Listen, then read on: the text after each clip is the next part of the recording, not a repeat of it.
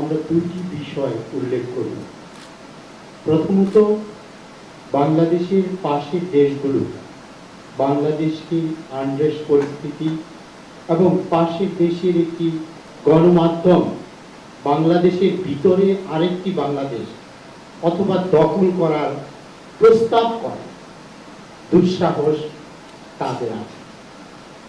আমাদের কবির ভাষায় এক সাগর রক্তের বিনিময় এই বাংলাদেশ। আমাদের পূর্বপুরুষেরা তাদের জীবন দিয়ে জনগণের সাথে ঐক্য করে এই বাংলাদেশ তৈরি করে। 2024 সালে আমরা জীবন দিয়েই বাংলাদেশ তৈরি করেছি। তাদের প্রত্যাশা পূরণ হওয়া আমাদের কাম্য নয়। আমরা প্রতিবাদ করব, প্রতিরোধ করব আন্তর্জাতিক বিশ্ব যারা আমাদের এই 24-এর বিপ্লবকে সমর্থন করে, আমাদের এই সংগ্রামকে সমর্থন করে। আমাদের উচিত সেই সব বন্ধুকে আমার পক্ষে অবস্থান নেওয়ার জন্য উদাত্ত আহ্বান জানানো। এই অবস্থায় বাংলাদেশের অভ্যন্তরীণ কিছু সংকট আছে। আমি সরকার প্রধানদেরকে স্পষ্ট বলি, বাংলাদেশের স্বরাষ্ট্র মন্ত্রণালয় প্রায় অকার্যকর পরিস্থিতি। এখানে আমরা যারা সংগ্রাম করেছি, আমাদের ওই মন্ত্রণালয় ভিত্তিক আমাদের পরামর্শ নেওয়ার জন্য একটা ব্যবস্থা করা। আমরা স্বরাষ্ট্র মন্ত্রণালয়কে পরামর্শ দিতে পারবো কি কি কাজ করতে হবে। দ্বিতীয়ত, বাংলাদেশের শ্রমকর্মসংস্থান মন্ত্রণালয় দুটো ঘটনায় যে প্রেস রিলিজ দিয়েছে, এই জন্য আপনাকে অশেষ ধন্যবাদ জানাই। এই 16 বছরে এই ধরনের কোনো প্রতিবাদ করতে পারে নাই। ভারতকে আমরা বলবো, ভারতকে যদি বাংলাদেশের সাথে সম্পর্ক রাখতে হয় তাহলে মর্যাদাপূর্ণ সম্পর্ক রাখতে হবে। বাংলাদেশের কৃতদাস বানিয়েছিল শেখ হাসিনা, সেই সম্পর্ক বাংলাদেশকে ভুলে ভারতকে ভুলে যেতে হবে।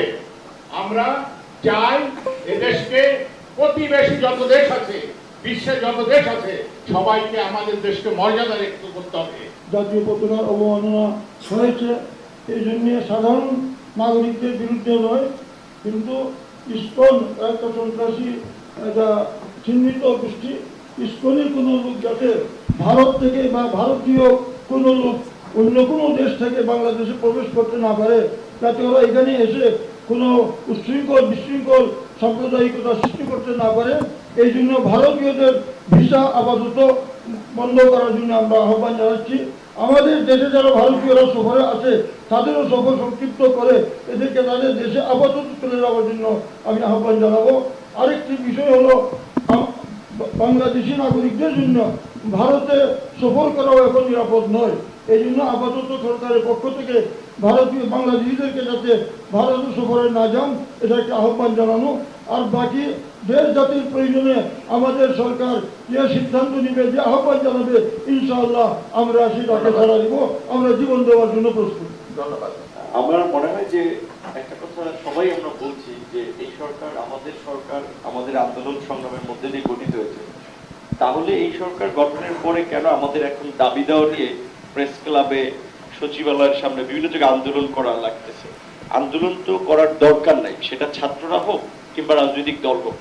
আমরা প্রধান উপদেষ্টাকে সর্বময় ক্ষমতা দিয়েছি, তিনি আপনার সিদ্ধান্ত নেবেন। তাহলে উপদেষ্টা পরিষদ নিয়ে কেন আবার গভর্নমেন্টের মধ্যে থেকেও বিতর্ক করছেন, গভর্নমেন্টের বাইরে থেকেও বিতর্ক করছেন? দ্যাট মিনস কিন্তু পরিস্থিতি উস্কে দিচ্ছেন।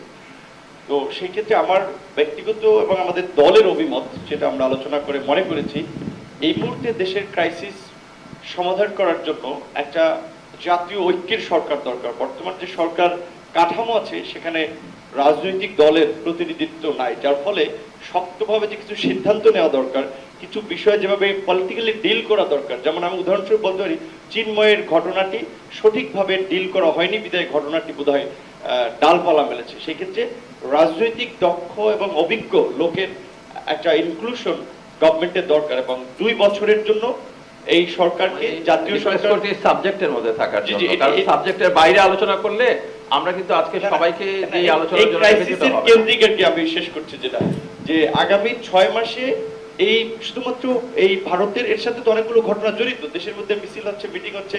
6 মাসে সব ধরনের মিছিল মিটিং এর উপরে রাজনৈতিক ঐক্যমতের ভিত্তিতে নিষেধাজ্ঞা দিয়ে আপনার 2 বছরের জন্য একটা জাতীয় সরকার বিষয়ে রাজনৈতিক ঐক্যমত্য তৈরি করা দরকার এবং আওয়ামী লীগকে নিষিদ্ধ করা দরকার। তাহলে অনেক বিষয় আমরা ইজিলি সমাধান করতে পারবো। ধন্যবাদ। একটা কথা দিয়ে শুরু করি যে আমাদের এই সরকার গঠনের পিছনে আমাদের যে প্রায় 2000-এর বেশি ছাত্র জনতার রক্ত এবং অনেক আত্মত্যাগের মধ্য দিয়ে আমাদের এই সরকার প্রতিষ্ঠিত হয়েছে। কিন্তু এখন সমস্যা হয়েছে, আমরা এই সরকার গঠনের পরে দেখেছি যে আমাদের আইন উপদেষ্টা বিদেশে গিয়েছিলেন, সেখানে তাকে লাঞ্ছিত করা হয়েছে। এরপরে আমরা দেখলাম এখন আবার নতুন করে যে আবার ত্রিপুরাতে আমাদের ডেপুটি হাই কমিশনে হামলা হয়েছে, বিভিন্নভাবে অরাজকতা চলছে। সরিষার ভিতরে যদি ভূত থাকে তাহলে সেই ভূত তো তাড়ানোর জন্য সরিষা কাজ হবে। এই সরকার গঠনের পরে আমরা দেখেছি যে উপদেষ্টা পরিষদে এবং প্রত্যেকটা জায়গাতে, আমরা যদি সচিবালয় ধরি, সেনাবাহিনী ধরি, আমাদের বাইরে যারা মিশনে যারা আছেন, রাষ্ট্রদূত যারা আছেন, তারা সবই হচ্ছে হাসিনার গোলাম। এই গোলামদেরকে স্ব চেয়ারে অবস্থান রেখে আমাদের ওই জায়গাগুলোতে আমি বলছি ব্যাপকভাবে এখন আমাদের আমরা সবসময় আমরা আপনার ডাকে বিগত দিনেও ছিলাম, আগামীতেও থাকবো। আপনি আমাদের সকলের অর্জন, কিন্তু এই অর্জনকে কোনোভাবে যেন ম্লান না হয়, এজন্য আমাদেরকে সবাইকে ভূমিকা নিতে হবে এবং পাশাপাশি সরকারকেও দায়িত্ব পালন করতে হবে। Thank you. এবং আমরা এই মনে করি যে আমাদের ডেকেছেন, এরপরে আমাদের যারা সাংবাদিক সমাজকে আপনি নিয়ে বসবেন, আমাদের যারা আছেন তাদেরকে নিয়ে বসবেন এবং সবাই আমরা একত্রে কাজ করতে চাই। ধন্যবাদ আপনাকে। আমরা চাই যে একটা শান্তি এবং সম্প্রীতির একটা সমাবেশ হোক। 64টা জেলায় সরকারের উদ্যোগে যদি শান্তি এবং সম্প্রীতির সমাবেশ হয়, সেখানে আমরা প্রত্যেকটা রাজনৈতিক দল আমরা সেখানে যেন অংশগ্রহণ করতে পারি। আমরা যেন হিন্দু, বৌদ্ধ, খ্রিস্টান প্রত্যেকের সাথে নিয়ে আমরা শান্তির বার্তা দিতে পারি এবং সারা পৃথিবীর জন্য, পৃথিবীকে আমাদের বাংলাদেশের জন্য উন্মুক্ত করে দিতে পারি। আমাদের এখানে যে অপপ্রচার চলছে, এই অপপ্রচারের জন্য আমরা দাঁত ভাঙা জবাব দিতে পারি। সেসব বিষয়ে আপনাদেরকে নজর দেওয়ার জন্য আমি আহ্বান জানাচ্ছি এবং আমরা সরকারের পক্ষে আছি।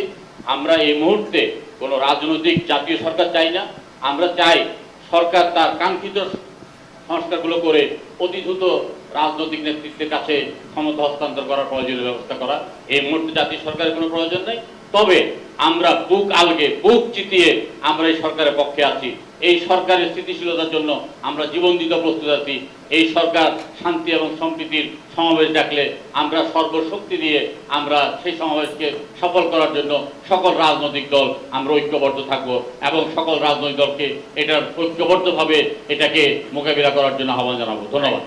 আমি খুব সংক্ষেপে কয়েকটা সাজেশন দিতে চাই। আমি যেভাবে দেখছি সমস্যাটা, সেটা হলো যে একটা নির্দিষ্ট রাষ্ট্র এবং আমাদের যে পরাজিত যারা ছিলেন তারা বিভিন্ন জায়গায় বসে বাংলাদেশের বিরুদ্ধে একটা ষড়যন্ত্র চালাচ্ছেন, যেটার উদ্দেশ্য হচ্ছে বাংলাদেশ একটা ব্যর্থ রাষ্ট্র, বর্তমান সরকার একটা অকার্যকর সরকার, এটা প্রমাণ করা এবং তার ভিতর দিয়ে তাদের আবার ফিরিয়ে আনার ব্যবস্থা করা। এর জন্য আমাদেরকে আভ্যন্তরীণ এবং দেশের বাইরে কাজ করতে হবে। আমাদের পার্শ্ববর্তী দেশ ডিসইনফরমেশনের যে ক্যাম্পেইনটা চালাচ্ছেন, সেটাকে ব্যাটল করার জন্য আমাদের এখানে একটা টাস্ক ফোর্স দরকার। আমাদের সর্বশক্তি নিয়োগ করে সবগুলি মিডিয়া দিয়ে এই যুদ্ধটা আমাদেরকে চালাতে হবে। সেই জন্য এখানে একটা প্ল্যানিং সেল এবং এক্সিকিউশন সেল দরকার। বিদেশে অন্যান্য রাষ্ট্রে আমাদের যে বদনাম করার চেষ্টা করা হচ্ছে, সেটাও নিয়ন্ত্রিত হচ্ছে দুর্ভাগ্যবশত আমাদের পাশের দেশ থেকে। সেটাও ফাইট করার জন্য আমাদের সবগুলি দূতাবাসকে সতর্ক করা প্রয়োজন এবং একটা থিঙ্ক ট্যাঙ্ক দরকার এই কূটনৈতিক ব্যাটেলটা যাতে আমরা কার্যকরভাবে করতে পারি। একই সাথে ভারতের সাথে আমাদের একটা কার্যকরী, বর্তমানের জন্য একটা কার্যকরী সম্পর্ক স্থাপনের প্রচেষ্টা করা দরকার। তাদেরকে সবসময় শত্রুতা করে তাদের সাথে একটা যুদ্ধ অবস্থা বিরাজ করানো সঠিক পরামর্শ হবে না। আমাদের তাদের সাথে একটা কার্যকর সম্পর্ক স্থাপন করতে হবে, যাতে তারা আমাদের সাথে কথা বলে, হৃদয়ে আসে এবং এখানে এসে দেখে সত্য রিপোর্ট করে, ডিসইনফরমেশন না করে। আমাদের বাংলাদেশের ভিতরে সবার সাথে ঐক্য প্রতিষ্ঠা করার জন্য একটা কার্যকর ব্যবস্থা সমস্ত জায়গায় নেওয়া উচিত এবং একই সাথে আমরা যে সব দল একসাথে হয়ে বর্তমানের এই যুদ্ধটা বা অপযুদ্ধটা ব্যাটল করছি, সেটার একটা পরিষ্কার প্রচার করা দরকার। এটা সরকারের সহযোগিতায় হতে পারে বা আমরা সব দল একসাথে মিলে কিছু বিবৃতির মাধ্যমে, কিছু কার্যক্রমের মাধ্যমে এটা প্রচার করতে পারি। ধন্যবাদ। এক হলো 5ই আগস্টের বিপ্লবের পর থেকে বাংলাদেশে যে সাম্প্রদায়িক সম্প্রীতির স্থাপনের যেই নজিরবিহীন দৃষ্টান্তগুলো আমরা স্থাপন করেছি, সেগুলো আন্তর্জাতিক মিডিয়ায় সরকারিভাবে ফলো করে প্রচার করার বিশেষ উদ্যোগ নেওয়া প্রয়োজন। দ্বিতীয় বিশেষ প্রস্তাবনা হলো যে আমাদের পার্শ্ববর্তী যে প্রতিবেশী রাষ্ট্রের আগ্রাসনের মুখে আমরা এখন, এই রাষ্ট্রের আশেপাশে যে সার্কভুক্ত অন্যান্য রাষ্ট্রগুলো রয়েছে, নেপাল, শ্রীলঙ্কা, মালদ্বীপ, এই রাষ্ট্রগুলো সহ বাংলাদেশে সার্ককে কার্যকর করে তাদের সকলকে সহযোগিতা নিয়ে একটা আন্তর্জাতিক পরিমণ্ডলে একটা ঐক্যবদ্ধ প্রয়াসের কোনো দৃষ্টান্ত সামনে আনা যায় কিনা এই বিষয়টা। আর আরেকটা হলো যে এই যে ভারতের যে আমাদের দেশের বিরুদ্ধে সবসময় যে একটা আগ্রাসী যে মনোভাব অব্যাহতভাবে পরিচালনা করছে, সেজন্য দেশের ভিতরে ঐক্যবদ্ধ কোনো একটা গণভিত্তিক একটা প্রোগ্রাম যেখানে সকল দলের রিপ্রেজেন্টেশন থাকবে, এরকম একটা বড় ধরনের যদি আমরা গ্যাদারিং করতে পারি, সেটা জাতীয় এবং আন্তর্জাতিক মিডিয়া এবং গোটা জাতিকে আলোড়িত করবে। দেশের মানুষ খুবই এটাতে ইনফ্লুয়েসড হবে, এটা আমি মনে করি। এই 3টি সুনির্দিষ্ট প্রস্তাব আমি পেশ করলাম। এই দেশ বহুবার রক্ত খেয়েছে, ভাষা আন্দোলন ধরে বারবার আমরা যিনি আমাদেরকে পরিচালনা করেছেন তার ডাকে আমরা এসে রক্ত দিয়েছি। সাধারণ মানুষ, খেটে খাওয়া মানুষ, ছাত্র জনতা, এদেশে আপামর নারী নির্যাতিত হয়েছেন। তাই আমি একটা কথা বলতে চাই, আপনি যে কথা বলছেন আপনার অতীত কোনো কথা না বলে আমি বর্তমানে আমাদের রাষ্ট্রটাকে রক্ষা করার জন্য প্রত্যেক রাজনৈতিক দল বড় ছোট যারাই হোক, এখানে মধ্যে রাজপথে যারাই আমাদের আজকের এই স্বৈরাচারী সরকারকে প্রতিহত করে দেশ ত্যাগ করার জন্য সহযোগিতা করেছে, প্রত্যেককে নিয়ে আরো আপনার কাছাকাছি এসে এই দেশটাকে বাঁচানোর জন্য আমাদের মতভেদ যাই থাকুক, দেশটা আমার এই অঙ্গীকারে আমরা ঐক্যবদ্ধ হতে চাই। আমার দল সেইটাকে অংশগ্রহণ করে আপনার হাতকে শক্তিশালী করতে চায়। ধন্যবাদ সবাই। তারা যে অপপ্রচার চালাচ্ছে, মিথ্যা অপপ্রচার, বাংলাদেশে তার কিচ্ছু মাত্র বিন্দু মাত্র হয়নি। একটা সম্পূর্ণ মিথ্যা ওয়েবলেসি কায়দায় তারা প্রচার চালিয়ে অপপ্রচার চালিয়ে আমাদের বিরুদ্ধে করছে। আমাদের মাননীয় উপদেষ্টা শুধু আমাদের বাংলাদেশের উপদেষ্টাই নন, মুরব্বী নন, তিনি তো সারা বিশ্বেই ওনার পরিচিতি আছে, ওনার প্রভাব আছে। আমি মনে করি যে সমস্ত বিশ্বের আন্তর্জাতিক ক্ষেত্রে যে সমস্ত বড় বড় মিডিয়া আছে তাদেরকে বাংলাদেশে এনে দাওয়াত দেওয়া হোক, তাদের সাথে নিয়ে আলাপ করুক, দেখুক যে আসলে একটা মিথ্যা ভুয়া কথার উপর আমাদেরকে করার জন্য চেষ্টা করতেছে। এই বলে বক্তব্য। বাম গণতান্ত্রিক জোটের 6টা দল আমরা, আমাদের এই জোট, সিপিবির সভাপতি মোহাম্মদ শাহ আলম, সাবেক সভাপতি মুজাহিদুল ইসলাম সেলিম, বাসদ, বিপ্লবী কমিউনিস্ট লীগ, গণতান্ত্রিক বিপ্লবী পার্টি, বাংলাদেশের সমাজতান্ত্রিক পার্টি, এই দলগুলো মিলে আমাদের এই জোট। আমি সময় সংক্ষেপের কারণে খুব আমি লিখিতভাবে আমাদের একটা বক্তব্য আছে, আমি সেটাই করছি আর কি। মাননীয় প্রধান উপদেষ্টা গণপ্রজাতন্ত্রী বাংলাদেশ সরকার জনাব বিজয়ের মাসে বক্তব্যের শুরুতে দেশের মহান মুক্তিযুদ্ধের শহীদদের গভীর শ্রদ্ধার সাথে স্মরণ করছি। ভারতের আগরতলা, কলকাতা ও বম্বেতে অবস্থিত বাংলাদেশ উপ হাইকমিশনে আক্রমণ, জাতীয় পতাকা পুরনো এবং মমতা ব্যানার্জির বক্তব্য, এই ঘটনার প্রতিবাদ জানিয়ে বাম গণতান্ত্রিক জোটের পক্ষ থেকে আমরা আজকে একটা কর্মসূচি পালন করেছি। সাম্প্রদায়িকতা এই উপমহাদেশের একটি সমস্যা যা মানবাধিকার ও গণতন্ত্রের সাথে সাংঘর্ষিক। আওয়ামী লীগেও দেশব্যাপী হিন্দুদের বাড়ি ঘরে হামলা, জমি দখল, মন্দির ভাঙচুর, এমনকি হতাহতের ঘটনা ঘটেছে। গত 5 আগস্ট ছাত্র জনতার অভ্যুত্থানের পরও কিছু ঘটনা যে ঘটেছে, সেখানে 3 ধরনের শক্তির ভূমিকা আছে বলে আমরা মনে করি। একটা হচ্ছে সুযোগ সন্ধানী শক্তি, যারা কোনো কিছু ঘটলেই সেখান থেকে সুযোগ নেওয়ার চেষ্টা করে। আরেকটি হচ্ছে পতিত ফ্যাসিস্ট শক্তি, যারা গণ অভ্যুত্থানের পর দেশে সংখ্যালঘুদের উপর নির্যাতন চলছে এটা প্রমাণ করতে চায়, তারা এই ভিন্ন উদ্দেশ্য নিয়ে মাঠে নেমেছিল। তৃতীয়ত উগ্র সাম্প্রদায়িক শক্তি, যারা সুযোগ পেলে এই ধরনের কর্মকাণ্ড ঘটায়। উপস্থিত সবাইকে ধন্যবাদ জানিয়ে আমি বলতে চাই, দেশের সার্বভৌমত্বের বিরুদ্ধে যে দৃশ্যমান ষড়যন্ত্র শুরু হয়েছে তা মূলত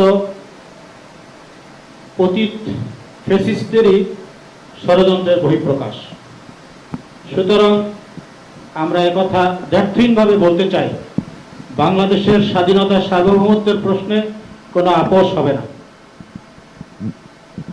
আমাদের স্বাধীনতা কারো দয়ায় বা করুণার ফসল নয়। এই দেশের মানুষ রক্ত দিয়ে স্বাধীনতা অর্জন করেছিল 1971 সনে। 2024 সালে তারা প্রমাণ করেছে রক্ত দিয়ে প্রয়োজনে স্বাধীনতা বারবার তারা রক্ষা করবে। সুতরাং আজকের এই সর্বদলীয় বা জুলাইয়ের অভ্যুত্থানে অংশগ্রহণকারী সকল রাজনৈতিক দলের এই আহ্বান নিঃসন্দেহে দেশের স্বাধীনতা সার্বভৌমত্ব রক্ষার জন্য একটি মাইল ফলক হিসাবে কাজ করবে। এজন্য দল মত নির্বিশেষে দেশের স্বার্থে, সার্বভৌমত্বের স্বার্থে আমাদেরকে ঐক্যবদ্ধ ভূমিকা রাখতে হবে। সাম্প্রদায়িক সম্প্রীতির নামে এখানে ঘোলা পানিতে মাছ শিকার করার চেষ্টা করা হয়। আমরা স্পষ্ট করে বলতে চাই, যুগ যুগ ধরে এদেশের মানুষ প্রমাণ করেছে এদেশে কখনোই সাম্প্রদায়িক সম্পর্ক বিনষ্ট করার ষড়যন্ত্র সফলতা লাভ করেনি, আগামীতেও করবে না। এজন্য আমাদেরকে ঐক্যবদ্ধভাবে ধৈর্যের সাথে, দূরদর্শিতার সাথে সাম্প্রদায়িক সম্প্রীতি রক্ষার জন্য সবাইকে এগিয়ে আসতে হবে। ধন্যবাদ। পরিশেষে বিশ্ববাসীর কাছে বাংলাদেশের কূটনৈতিক সম্পর্ক থেকে শুরু করে আরও কিছু জরুরি পদক্ষেপ যা এখানে রাজনৈতিক দলগুলোর পক্ষ থেকে বলা হয়েছে, এগুলোর কার্যকরী ব্যবস্থা গ্রহণের আহ্বান জানিয়ে সবাইকে আবার ধন্যবাদ জানিয়ে আমার কথা শেষ করছি। আল্লাহ হাফেজ। জুলাই অভ্যুত্থানে উচ্ছেদ হয়ে গিয়ে ভারতে পালিয়ে গিয়েছেন বেঈমান শেখ হাসিনা।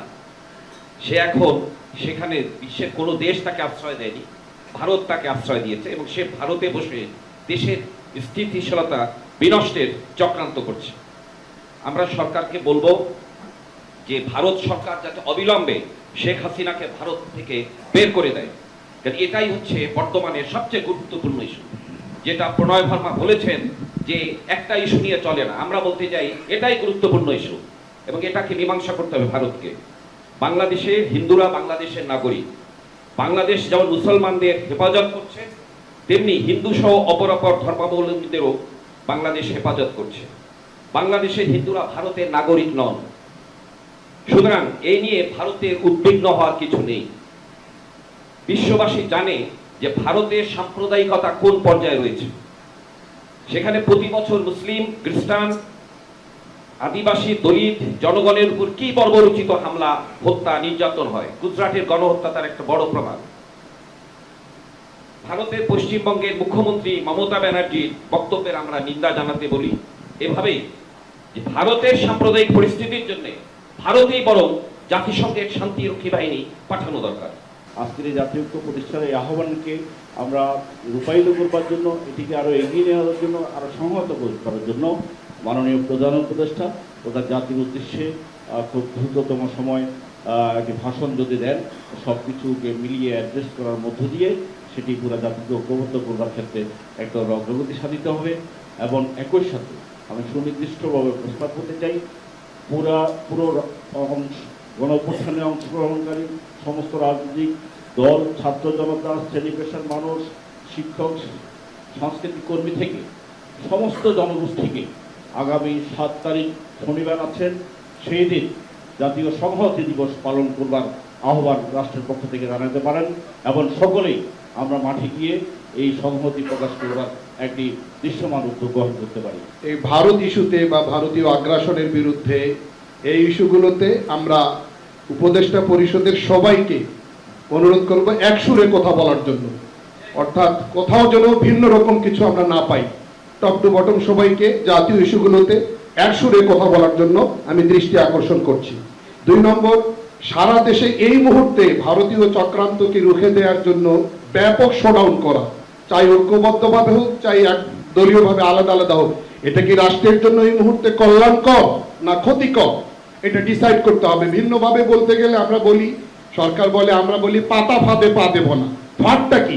নীরবতা পালন করা ফাঁদ না ব্যাপকভাবে শোডাউন করা ফাঁদ? এটা রাষ্ট্রকে ডিসাইড করতে হবে কোনটাতে ক্ষতি। 3 নম্বরে, হিন্দু ভাইদের সম্পদ এবং উপাসনালয় সমূহকে আগের চেয়েও বেশি পাহারা বাড়াতে হবে। ধন্যবাদ সবাইকে। আজকে ভারতের ভূমিকা আমরা সবাই জানি, 47 সালের ভূমিকা জানি, 70-71-এর ভূমিকা জানি, 75 সালের ভূমিকাও তো আমরা জানি। আর এই 24 সালের ভূমিকা ভারত কি করেছে, তিস্তার ভূমিকা, ফারাক্কার ভূমিকা আমরা জানি। আজকে ভারতকে আমরা যতই বন্ধু রাষ্ট্র বলি, কিন্তু ভারত কি আসলে আমাদের বন্ধু রাষ্ট্র? তার ভূমিকা কি প্রমাণ করে?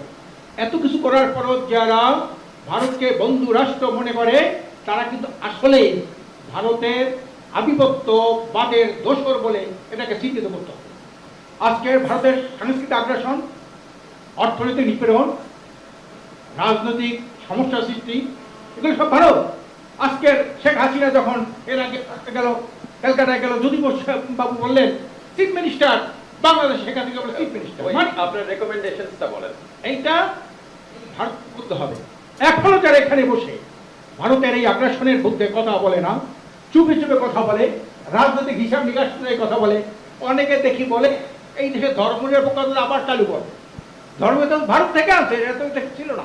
এই দেশের 70-এর নির্বাচনের স্থির আওয়ামী লীগের ছিল না। এখনো যারা দেখে বসে বসে যে ধর্মনিরপেক্ষ এটাকে চালু করবে, তার আসলে কি?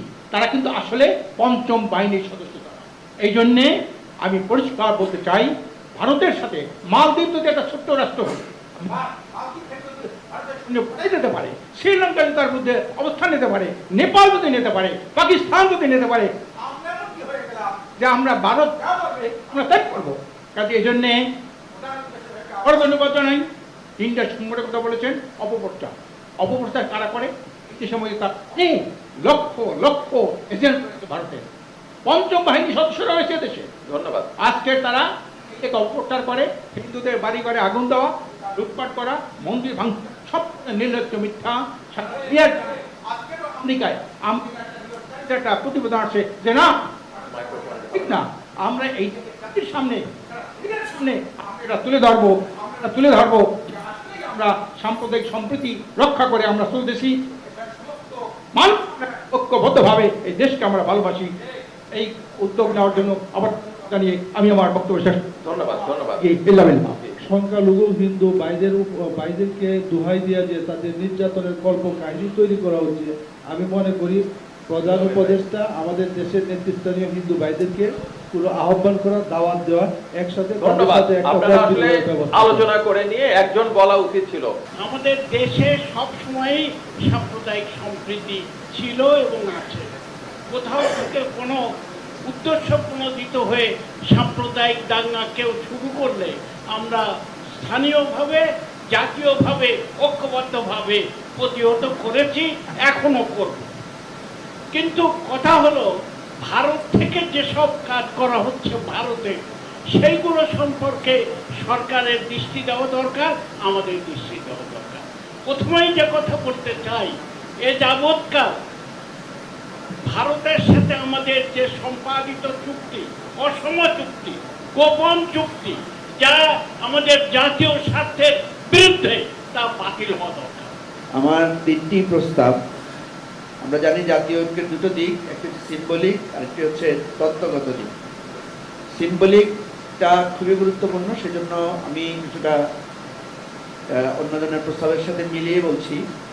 একটা দিন আমরা ফিক্স করতে পারি যে আমাদের বাংলাদেশের ভেতরের বাইরের সবাই আমরা একদিন রাস্তায় দাঁড়াবো। রাস্তা যদি জ্যাম হয়ে যায়, রাস্তার যদি অসুবিধা হয়, তাহলে বাসার সামনে গিয়ে দাঁড়াবো।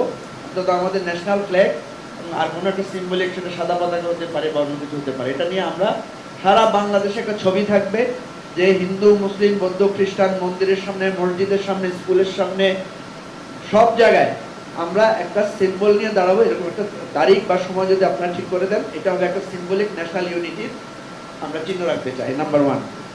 নাম্বার 2 হচ্ছে ষড়যন্ত্র হচ্ছে, আমরা সবাই জানি। সেজন্য প্রত্যেকটা মসজিদ, মন্দির, প্যাগোডায় যেগুলোতে আছে ভালো, না থাকলে সিসিটিভি ক্যামেরা আওতায় আনা দরকার। এবং আমাদের মন্দির এবং মসজিদ কমিটিগুলোর অর্থনৈতিক অবস্থা বেশিরভাগই ভালো, ওনাদেরকে একটা সার্কুলার দিলে ওনারা এটা করবেন, সিসিটিভির আওতায় আনতে হবে। কারণ নাহলে মসজিদে হামলা, মন্দিরে হামলা, বিভিন্ন বেশে এটা হয়েছে এবং হবে, এটা আমাদেরকে খেয়াল রাখতে হবে। 3 নম্বর যেটা বলছি, যে একটা কমন চার্টার আমাদের যে পররাষ্ট্রনীতির একটা তৈরি করা দরকার, এবং আরও সিম্বলিক ঐক্য, এবং যেই কথাগুলো আমাদের জাতীয় ভারত নীতি, এটার ব্যাপারে আমরা সবাই একটা সম্মিলিত স্বাক্ষরে আসতে পারি যে আমাদের রাষ্ট্র পরিবর্তন হলেও এই পররাষ্ট্রনীতির এই জায়গাগুলো আমাদের কখনোই পরিবর্তন হবে না। আজকে যে থ্রেডে আমাদেরকে ফেলা হয়েছে এটাকে আমি একটা গ্রেট অপরচুনিটিতে রূপান্তরিত করার পক্ষে। সবাইকে ধন্যবাদ। আসসালামু আলাইকুম। ভারতের এখন যে বাংলাদেশ বিরোধী তৎপরতা, পরোক্ষভাবে যারা ভারতে পালিয়ে আছেন এই তৎপরতা তাদেরকে যে উৎসাহিত করছে, তাদেরকে যে নতুনভাবে যে এনকারেজমেন্ট যোগাচ্ছে, তাদেরকে যে পরোক্ষভাবে তাদেরকে যে প্রণোদনা যোগাচ্ছে, এবং এটা যে ভারত বাংলাদেশ সম্পর্কের ক্ষেত্রে স্বস্তির পরিবর্তে একটা অব্যাহত উত্তেজনা তৈরি করছেন, একটা আগ্রাসী মনোভাব যে তৈরি করছেন, এই বার্তাটা আমি মনে করি পরিষ্কার করে বলা দরকার। রাজনৈতিক দিক থেকে যেটা বলা দরকার, আমি মনে ইতিমধ্যে কথাটা এসছে, আমরা বাংলাদেশ, আমরা সমতা, ন্যায্যতা, সমঅংশীদারিত্বের ভিত্তিতে ভারতের সাথে আমরা আমাদের সমস্ত অমীমাংসিত সমস্যাগুলোকে আমরা সমাধান করতে চাই। তবে আপনারা 5 আগস্টের আগের জমানাটা ভুলে যাওয়া দরকার। স্বাধীন জাতিরাষ্ট্র হিসাবে বাংলাদেশ তার মর্যাদা নিয়ে, তার অধিকারের জায়গা থেকে আমরা ন্যায্যতার ভিত্তিতে যাবতীয় সংকটে আমরা সমাধান করতে চাই। এই বার্তাটা রাজনৈতিকভাবে, ডিপ্লোম্যাটিক্যালি নানাভাবে এই বার্তাটাকে পরিষ্কার করে দেওয়া দরকার। শেষ কথা আমি যেটা বলতে চাই, যে আজকে আমরা যেখানে দলগুলো আমরা যেখানে বসছি, এটা বিশ্ববাসীর কাছে পরিষ্কার একটা মেসেজ যে অন্তর্বর্তী সরকারের পেছনে বাংলাদেশের সমগ্র জনগণ আছে। অন্তর্বর্তী সরকার কিন্তু আমাদের সরকার, অন্তর্বর্তী সরকারের ব্যর্থ বিপর্যস্ত না হয় সকল রাজনৈতিক দল আমাদের মতাদর্শের রাজনৈতিক ভিন্ন থাকার পরে জাতীয় স্বার্থে অন্তর্বর্তী সরকার যাতে সফল হয় এবং আজকে